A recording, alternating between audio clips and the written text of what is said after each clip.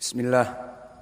Innal hamdalillah nahmaduhu wa nasta'inuhu wa nastaghfiruh wa na'udzu billahi min shururi anfusina wa min sayyiati a'malina. May yahdihillahu fala mudhillalah wa may yudlil fala hadiyalah. Wa asyhadu an la ilaha illallah wahdahu la syarikalah wa asyhadu anna Muhammadan abduhu wa rasuluh. Amma ba'du. Alhamdulillah, pada kesempatan Ba'dal Fajr hari ini 28 Maret 2022 bertepatan dengan malam ke-26 Sya'ban 1443 Hijriah. Maka alhamdulillah Allah masih memberikan kenikmatannya kepada kami dan terus menerus dalam keadaan kenikmatannya, di mana kita masuk kepada sesi terakhir di pertemuan dengan ikhwanuna di Ma'had Minhajus Salikin di Goa Makassar. Maka ketahuilah ya ibadallah bahwa Allah Jalla wa'ala telah memerintahkan seluruh kaum muslimin untuk menuntut ilmu syar'i yang wajib ini. Pendalilan kewajiban menuntut ilmu syar'i datang dari nas as-sahih as-sarih dan juga datang dari akal. Adapun dari nas as-sahih as-sarih di antaranya hadis yang diriwayatkan oleh dua sahabat, datang dari Abi Sa'idin Al-Khudri dan yang kedua datang dari Anas ibnu Malik. Hadis yang pertama datang dari Abi Sa'idin Al-Khudri, diriwayatkan oleh Imam Ibnu Majah dan yang lainnya dari jalan Atiyah an Abi Sa'id Al-Khudri. Dan Atiyah di sini Atiyah ibnu Sa'id Al-Aufi, mudallis dan dhaif. Namun di riwayat Anas ibnu Malik datang dari berbagai jalan. Kami dapati sekitar 10 jalan, dan meskipun semuanya dhaif, namun bisa naik kepada derajat sahih li ghairih. Maka hadis ini barakallahu fikum dengan lafaz talabul ilm faridatun ala kulli muslim, nas yang sahih dan sharih bahwa Nabi mewajibkan kepada seluruh kaum muslimin untuk menuntut ilmu, karena lafaz faridah bimakna wajibah. Maka maknanya menuntut ilmu itu wajib, fardu ain bagi seluruh kaum muslimin dari dua hadis tadi. Dan hadis ini telah disahihkan para ulama. Maka yang ma'ruf disahihkan oleh Imam Ibnu Taimiyah dan sebelumnya, dan juga oleh dua muhaddis era now, oleh Syekh kami Muqbil dan Syekh Al-Albani rahimahumallah. Maka dari lafaz faridah bimakna wajib, maka fardu ain bagi seluruh kaum muslimin untuk menuntut ilmu syar'i. Ini dari nas as-sahih as-sarih. Dan di sana ada pendalilan dari segi akal. Bagaimana bisa wajib menuntut ilmu itu? Karena kita diciptakan oleh Allah ke dunia ini untuk beribadah. Seperti ma'ruf di dalam surat Adz-Dzariyat, "Wa ma khalaqtul jinna wal insa illa liya'budun." Maka Allah berfirman, tidaklah aku jadikan jin dan manusia kecuali hanya untuk beribadah kepadanya. Kepadaku, kata Allah, tidak berguru. Maka di sini poin pendalilannya adalah di saat Allah mewajibkan kepada seluruh jin dan manusia yang diciptakan untuk beribadah, dan yang diinginkan beribadah ikhlas hanya kepadanya. Seperti ucapan Allah di dalam surat An-Nisa, wa'budullah wa la tusyriku bihi syai'a. Hanyalah kamu menyembah kepada Allah. He is the one and only. Dialah hanya satu-satunya yang hak untuk disembah. Dan di dalam surat Al-Bayyinah, wa ma umiru illa liya'budullah mukhlishina lahuddin hunafa. Maka tidaklah dari jin dan manusia yang diciptakan oleh Allah itu untuk beribadah kecuali diperintah untuk mengikhlaskan dalam peribadatan secara hunafa hanya kepada Allah saja. He is the one and only. Maka dari sini tidaklah keikhlasan dalam menuntut ilmu kecuali dengan ilmu. Maka menuntut ilmu bisa jadi wajib. Dan perkara yang kedua, ibadah yang diterima oleh Allah hanya berlandaskan dari al-ittiba, hanya yang mengikuti Nabi Muhammad sallallahu alaihi wasallam.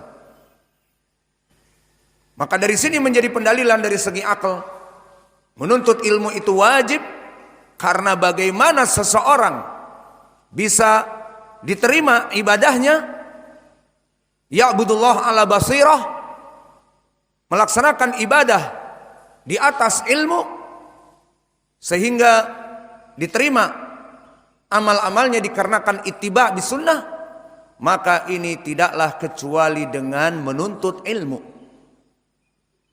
Maka oleh sebab itu menuntut ilmu menjadi wajib dikarenakan dari segi anas hadis ini. Talabul ilm faridatun ala kulli muslim. Lafaz faridah bimakna wajabat, bimakna wajib, fardu ain. Dan yang kedua dari segi akal, kita diperintah untuk beribadah kepada Allah saja dengan ikhlas wa tauhid. Dan yang kedua, amalan-amalan semua peribadatan harus mutabaah, mengikuti Nabi Muhammad sallallahu alaihi wasallam. Maka tidaklah ittiba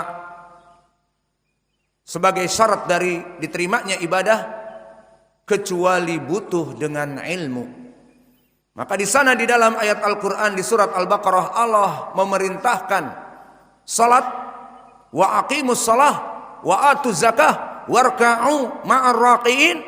Maka salatlah 5 waktu dan bayarlah zakat dan rukuklah kalian berjamaah bersama orang-orang yang ruku' di masjid.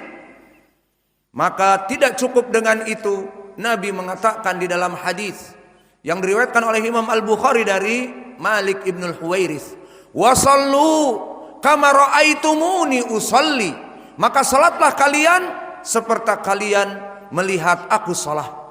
Maka perintah di dalam Al-Quran, wa aqimus shalah, agar melaksanakan salat 5 waktu.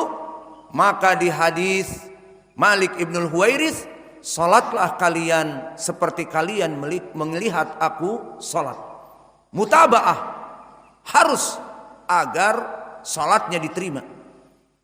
Wa kadzalika kama qala ta'ala fi kitabihil karim fi hukmil hajj wal umrah. Maka dalam permasalahan haji dan umrah Allah berfirman, walillahi 'alan nas hajjul bait man istata'a ilaihi sabila. Maka wajib bagi seluruh manusia, bismillah, untuk melaksanakan haji dan umrah. Maka di saat Allah mewajibkan bagi yang mampu, man istata'a ilaihi sabila, untuk melaksanakan haji dan umrah, maka tidaklah hanya seperti itu saja, tetapi Nabi pun mewasiatkan agar haji dan umrahnya sesuai dengan sunnahnya. Kalau tadi di dalam salat dikatakan wasallu kama ra'aitumuni usalli, salatlah kalian seperti kalian melihat aku salat.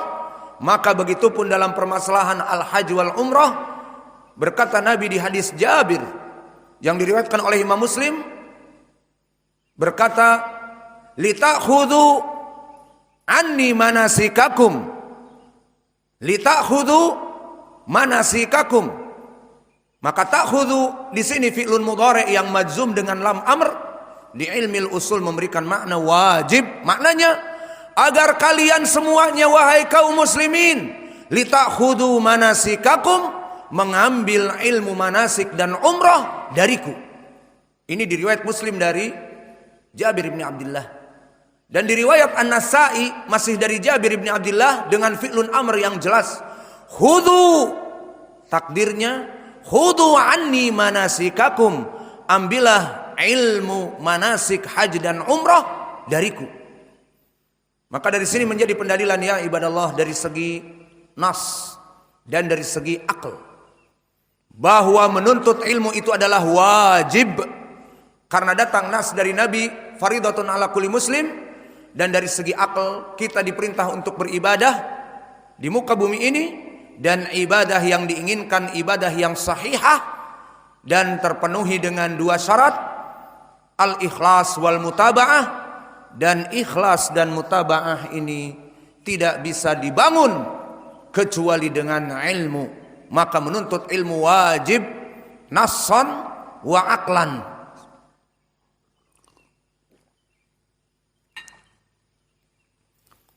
Yang membuat air hangat ini kami doakan semoga Allah memberikan rizki yang melimpah dan diberkahi ilmunya. Sudah, itu saja, cukup atau tambah? Cukup itu saja. Tambah. Allah yuzawijak wa yuzawijna. Back to the lesson. Kembali kepada masalah. Maka perhatian hadis ini barakallahu fikum. Talabul ilmi faridatun ala kulli muslim, ini lafaz yang sahih. Dan di sana ada lafaz-lafaz yang lain yang tambahan tidak sahih. Pertama, talabul ilmi faridatun ala kulli muslim, dan tambahan wa muslimah.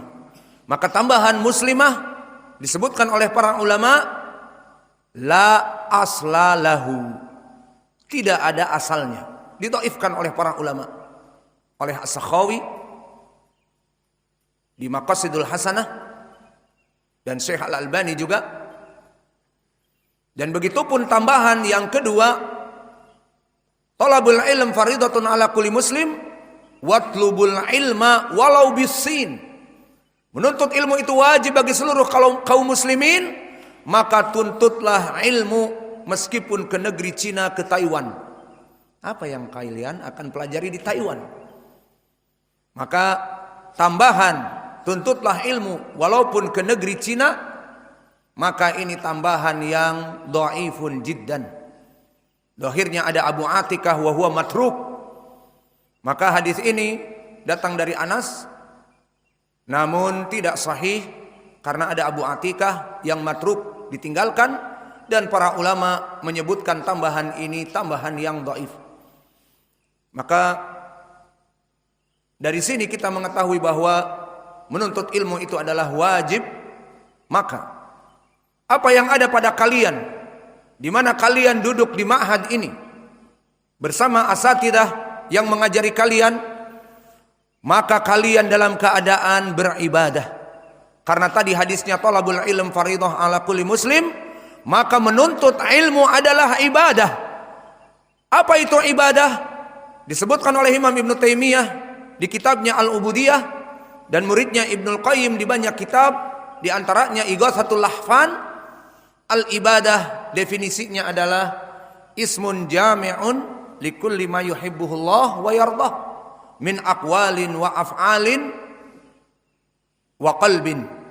Bahwa ibadah definisinya adalah segala sesuatu yang dicintai oleh Allah dan diridhai oleh Allah, baik perbuatan lisan ataupun badan ataupun hati.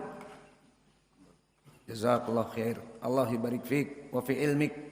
Azid lak. Naam, abshir wa yuzawwijak wa yuzawwijna wa yuzawwij jami'al muslimin. Kelas, yakfi. Maka disinilah yang menjadi pendalilan bahwa kita semua yang hadir di sini, para santri-santri dan para penuntut ilmu dan para pengajar kepada kebaikan, maka semuanya dalam keadaan ibadah.